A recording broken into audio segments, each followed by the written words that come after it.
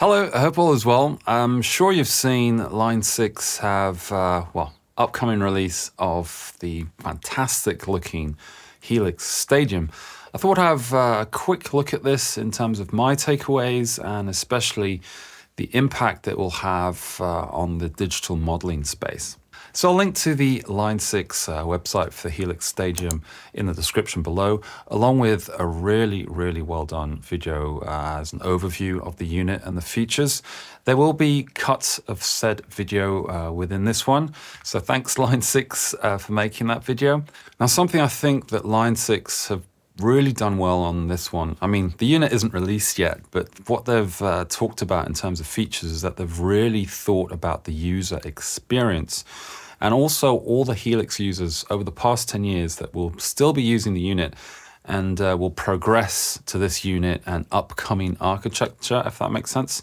So typically with, say, Line6 units in the past, I used to own a Pod HD 500. And the thing is, when you would change to, say, a new generation of modeling devices, and it makes total sense, of course, your old presets and the tones that you've made would no longer work on the new unit and you'd have to start from scratch again.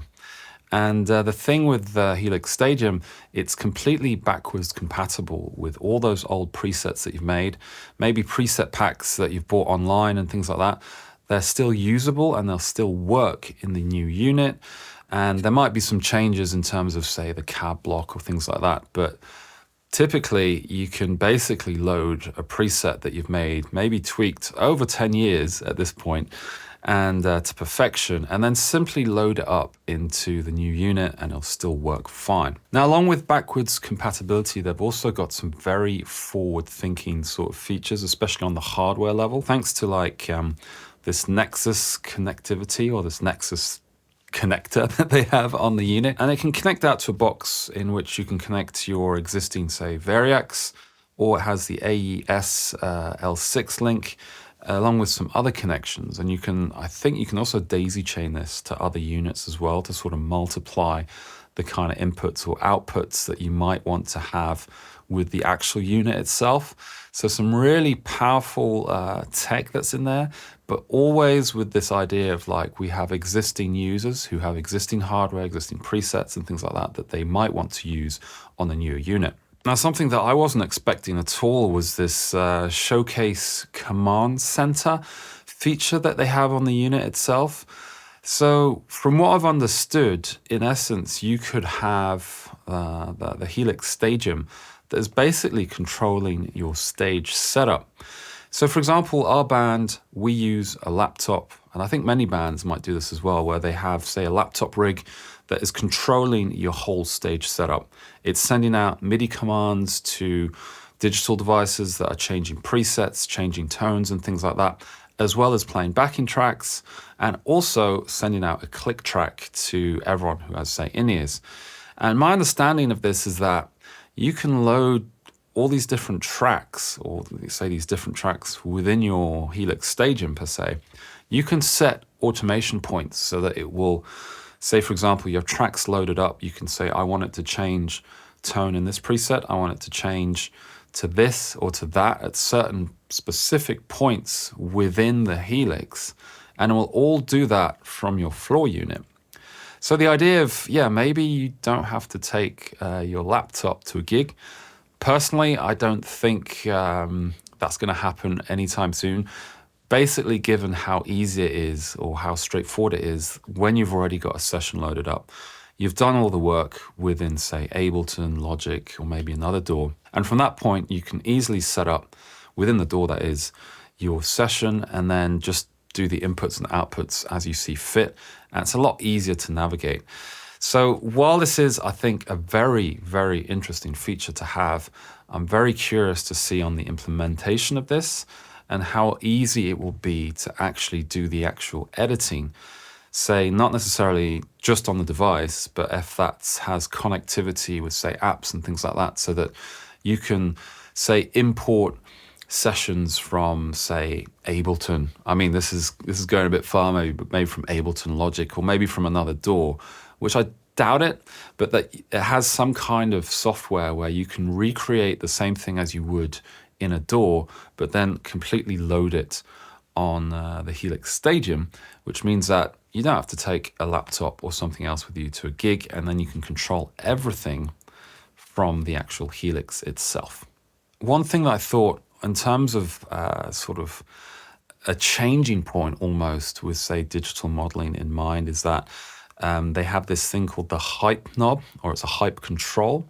So by using this, you're going away from, say, the more accuracy of a model, so how accurate it is compared to the real amp or whatever it is it's modeled on, to a more hyped up version of said amp. It might mean, say, a warmer bias, for example, of your power amp tubes, or it might mean, say, tightening up of certain parameters within the amp model to make it more punchy, tight, whatever, but no longer has the accuracy that you would expect of that amp model. And I find that interesting in that we're getting away from the fact that, you know, up till now, or I mean, it's still there, just how accurate digital modeling is compared to the real amp counterparts.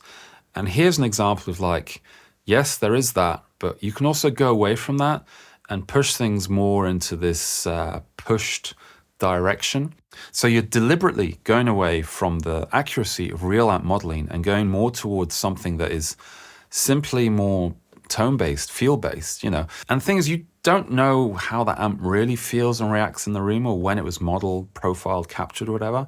You're going for the amp based on, you know, what you might have heard on a record or maybe through a YouTube video or something like that. And so to have that kind of, you know, thinking of like, well, how accurate is something or not? You can't really tell unless you have the actual amp in your room. And ultimately, that doesn't really matter. I mean, you just want to get a good tone. And this leads me on to the next point in that something I think that Line 6 have really looked at is this kind of user experience and the ease of use of also dialing in tones and setting things up. So first off, everyone's seen this really huge touchscreen, which is really easy and quick to navigate. From what I've seen, it seems really responsive. And no matter what parameter you go to, you'll get a full description of what it actually does. So if you're not really familiar with what, say, this or that parameter does, it'll give you a full description of what it will do. And then you can decide based on that how much in either direction you want to do, or just tweak and listen to what comes out. And then along with that, it has this thing called focus mode, which is something that I think is pretty brand new in that kind of space. It's sort of doing what, if you're familiar with, say, the Korg Chaos pad, in that it's sort of like an XY expression pad almost, in that depending on which corner of a square you go to, you'll get either different sounds or different expressions and things like that. And that tech or that concept isn't new per se, but the way they've implemented it here for, say, modeling and tone purposes, I think is really clever in that you can go from different shades of, say, for example, you have an amp set up, say a Vox kind of amp, and then there's different corners of a rectangle where you can go from, say, more chimey to darker sounding to, say, bright or maybe more gained up or something like that, that you can go between all these shades or colors of tone. Instead of, you know, twisting various knobs, you just have sort of an expression pad, and then you can go between any of these different points to get closer to the tone that you might be after. And then taking that as a starting point, you can go down to, say, the knobs that you can control to get more finite control over that. And add to that a really well thought out browser system, from what it seems, with like folders, search functions, filters, favorites, and things like that. I think it's really well thought out. And lastly, on the size of the actual units and pricing, I thought I'd talk about this a bit. So within Pedal Playground, I thought I'd throw in some comparable units, and the HX Stomp is an older unit. And then the sizes of the Helix Stadium XL over here, and then the Helix Stadium here. And then just to give you some ideas, say on a smaller board with the Stadium, you have space here for a small expression pedal and, say, a wireless unit, kind of like how you might do with, say, a quad Cortex rig. And you can see here in terms of size how, you know, the FM9 is maybe slightly wider than the Stadium XL. It's definitely bigger than the Stadium. And the old school, well, old at this point, 10 years old, Helix unit is definitely a lot bigger than the Stadium XL. And this is something that they show as well, I think, in the presentation.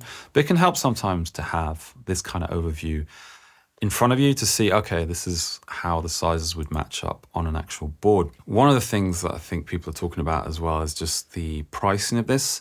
So adjusting for inflation, it's kind of like the prices that we're seeing on the Helix units when they were released. So around $1,800 for the Stadium floor, like the smaller unit, and then $2,200-ish for the Helix Stadium XL. I'm curious how this will translate to euros. I have a feeling it will probably be kind of like a 1-to-1 conversion, as typically that's what we've been seeing. Now, the big plus as well is that, you know, Line6 is a very big company and they're available everywhere. So you can find and test this out in music stores, guitar stores when they get released. And basically the support you'll be getting as well, you can find that everywhere you go, which is a huge plus, I think, for a unit of this size. And I know a lot of friends that use variations of the Helix, typically the HX Stomp, for example, or others who have the larger flagship Helix model. I'm very curious to see how prices on existing Helix units will be affected with the newer release, if they will come down or those older units being discontinued will start seeing a very big kind of reduction in price on those at retail, and then also how the used market will be affected by this. So for me, at least, you know, I'm very committed to my Fractal FM3. It's what I use the most, I'm most familiar with, and it still really delivers the tones that I'm after. But I'm really impressed with all the features, ease of use, and forward thinking that they've sort of put into this unit. I think it's going to be a really big upgrade for, say, fans of the Helix and people who use the Helix. And I'm particularly interested in, further down the line, the other units that will come out. So for example, the HX Stomp, I think for the size and what it can do and what it does, it's amazing at that size and also that price level. So to see how the Stadium or Helix Stadium Stomp at some point would be absolutely incredible, I think. And the thing is, if it can offer similar levels of DSP and connectivity in that small size and at a decent price point, I think that'll be a very, very interesting product when that eventually gets released. Something else that I think a lot of newer devices are adding to the stable is also capturing tech, and Line6 have done this as well. They have their own proprietary capturing tech, Proxy, I think it's called. And something they're doing that we're seeing as well for perhaps in, say, NAMM with Tone 3000 is you have cloud-based server training of models. So in essence, while you might have the hardware unit doing the actual capturing process itself, it will then send things online so that all that will be processed off-site per se, cloud-based. It'll be much quicker than, say, on local hardware, and then gets sent back to you when it's done. Also mentions of, you know, NAMM, you know, third party. It's mentioned in the video that they're still on the fence about that. I think given the DSP that's available, and if that's an option that's on the table, it would be absolutely incredible if they incorporate a version of that within their hardware, because, you know, being able to load NAMM files, and there's a whole host of NAMM captures that are out there, which I think are probably the most accurate out of the different captures I've tried. And yeah, there's various reasons I think behind that. But if you're looking for like some really, really good captures that are, you know, pretty much free to download at this point and set up, NAMM is phenomenal in that aspect, and it's continually growing. So having something like that on a unit, Line6 flagship unit, I think will really add to the experience and add further options that is just waiting to be taken almost. You know, we're seeing very small units that are adding some kind of NAM loading capability. I say NAM loading because, say, the Vailton GP5 that was released recently, it can load NAM files, but it's converting them into their own format at the expense of kind of, say, accuracy to the original capture. How much that really affects the tone, well, it has to be, you have to try that out, I think.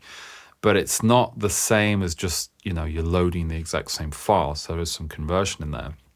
So given the amount of DSP on tap here, being able to load NAM captures, I think, would be another home run in this instance for Line6, along with their own proprietary tech that they're using. In any case, thanks a lot for watching. Hope to see you in the next video. Take care.